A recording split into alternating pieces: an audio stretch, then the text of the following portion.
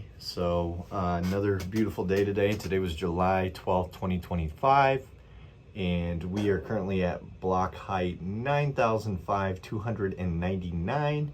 And on my desk sitting next to me, I have my solar miner, a BitAxe. I believe it's the Gamma running right now, 601 model.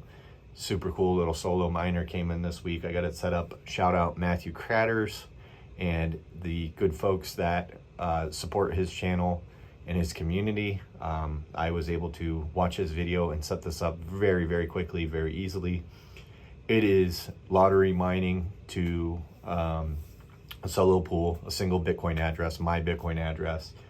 And I've had it running for about 24 hours now. And it's really fun to watch it and just have it sitting on your desk spinning. It's fun to have the Axe OS interface up. I'll show some clips of that so you can see it. And then I got mempool up as well so I can see what block I'm on, who's winning the blocks, whatever. So don't think I'm sitting here idly hoping that my Bitcoin miner name is going to pop up and I'm going to be, you know, making multiple six figures at any given time here. That's not going to happen. I know that. These are really, I don't want to call them a toy because they're not. They do have real rewards tied to them, but you know, the odds are basically like a scratch off ticket, lottery ticket. So it's highly, highly, highly unlikely that anything will ever result of it, but it's fun to learn about. It's not really that expensive. I think I got this for like 130 bucks and it's simple to set up. If you already have a Start9 server with, Datum software on it, Bitcoin Knots, all the different programs that you already would use, and a Sparrow wallet, all that type of stuff set up, then it's really not that much more to get it running. And it's kind of fun. It looks cool. It is helping decentralize, so to speak, the hash rate for mining. So one of the issues with Bitcoin is that mining is becoming more and more centralized as bigger parties kind of gobble up the other ones, and they can you know, control the hash rate of Bitcoin. So a lot of the big ones are like Foundry USA, Mara, who's some other ones on here, Via BTC, F2 Pool, Mara, Foundry, Binance Pool. There's some big ones, but Ant Pool, there's another one that I've seen, big miners. You can look all this information up, but the cool thing is that Ocean Mining is another miner that's starting up, and their goal is to be the most decentralized miner out there. I don't know too much about them, but I'm actually considering buying another BitAxe and setting that one up as a pooled miner on Ocean to run side by side with my solo one. So I got one lottery ticket in there for the 1 in 1 million every 10-minute chance, or the pooled miner that'll get me a couple pennies a day or something like that, right? But it's putting more hash rate towards Ocean and away from kind of the centralized parties, which is kind of cool. But yeah, I'm not going to go overboard with it and become this crazy at-home Bitcoin miner with tons of these things and bigger things, and I'm not really interested in that. It's not the most profitable adventure. Again, a lot of people would say that if you just would have bought Bitcoin and held it, that you'd make more money than trying to buy a miner and win a block, which is very true. But anyway, it's still fun. I like decentralizing the network as much as possible. So anyway, that was my big development in Bitcoin this week. Of course, we hit all-time highs, just over 118,000, which is fantastic. I made some shorts this week and let you know that everything's gone on discount, and you know, made a video the other day about home prices going on discount. So one of the things that I'm very tired of hearing from millennials, Gen Zs is, oh, I can't afford a house. I can't afford a house. Look, I get it. It's becoming less and less affordable in the fiat world to afford a house. No doubt. Incomes are not keeping up with the appreciation of house prices, groceries, all those things. That is why we're here with Bitcoin, is because Bitcoin solves that issue for you. It's been around for 16 years. It's becoming more and more mainstream. You really need to spend the time to learn about it. And so my thought is starting to become related to Bitcoin and new people is that either they've heard of it and they don't care because they have social pressure saying, hey, this isn't going to go anywhere. It's going to zero. My father-in-law that's a financial advisor for Northwestern Mutual says it's a scam, whatever. They're following bad advice, so they'll never come to it on their own, because they're followers, not leaders. Or, they have just blatantly ignored it because they're lazy. Bitcoin is very similar to like personal fitness. So you can preach to people all day long, hey, you should work out, you should eat right, you should lift weights, you should stretch, you should take care of your body, take care of your mind, everything like that, eat a good diet, whatever. And people know that. Everybody knows that. But very few people will apply it. Bitcoin is very similar in that sense.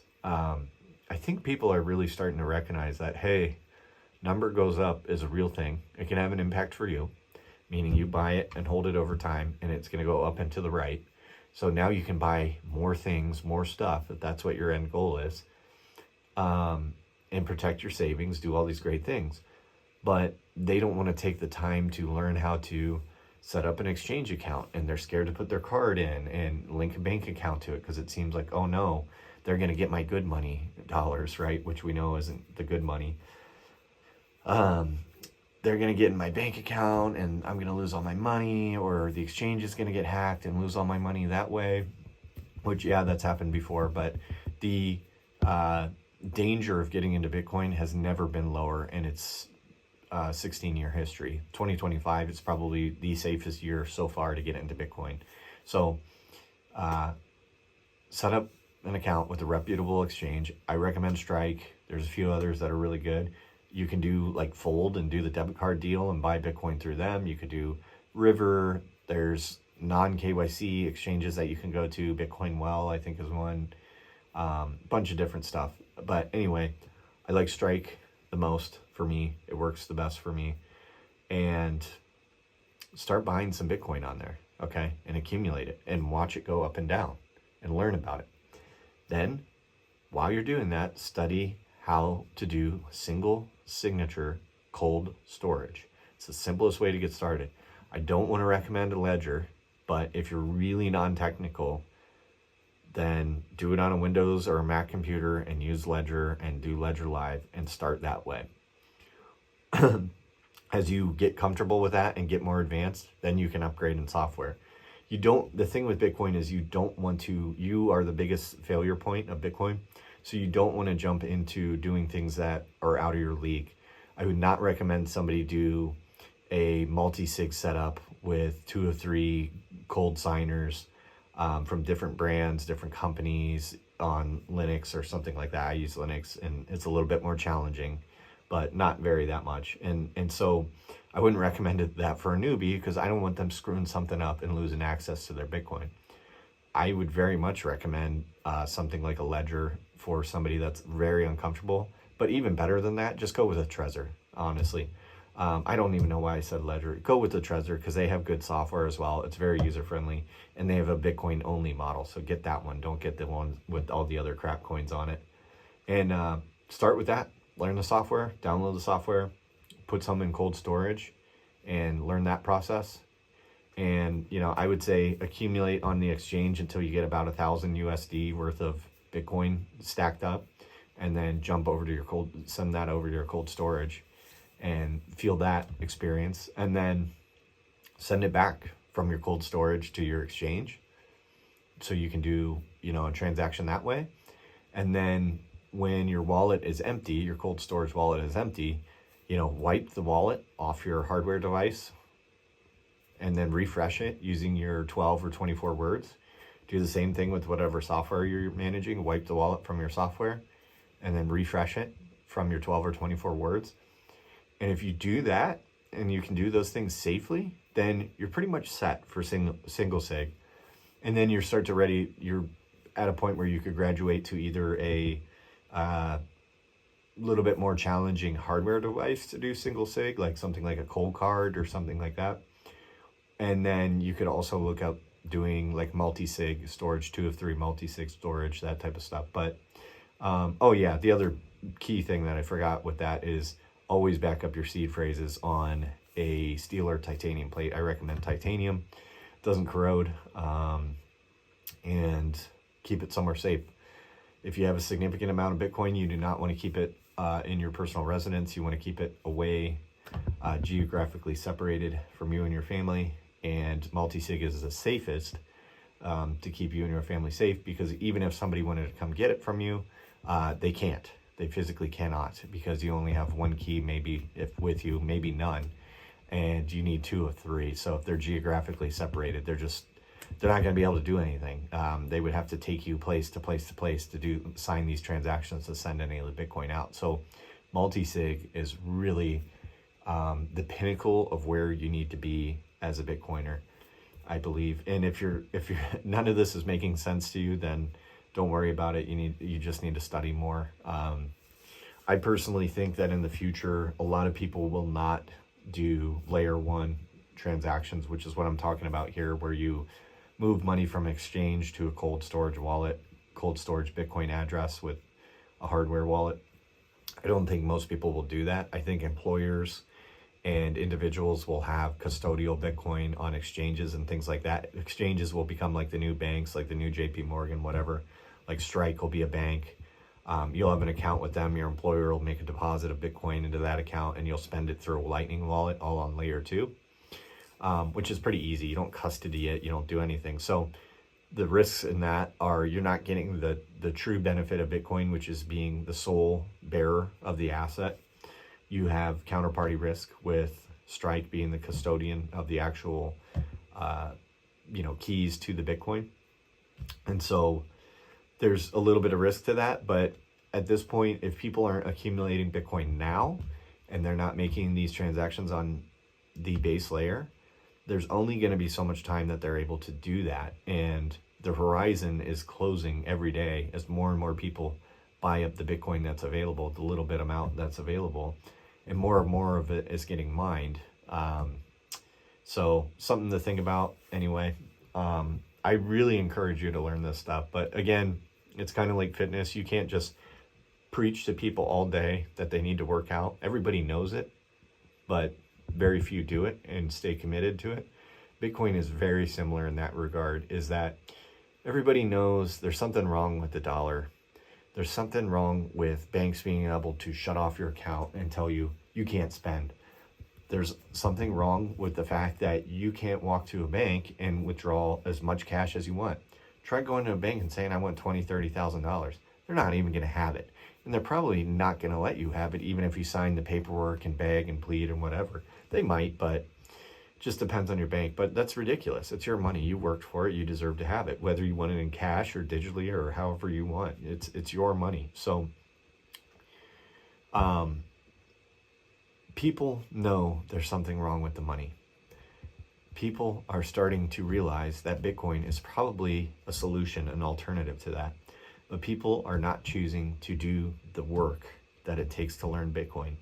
And the sad thing about that is it's becoming easier and easier and easier every day. There is so much good content out there.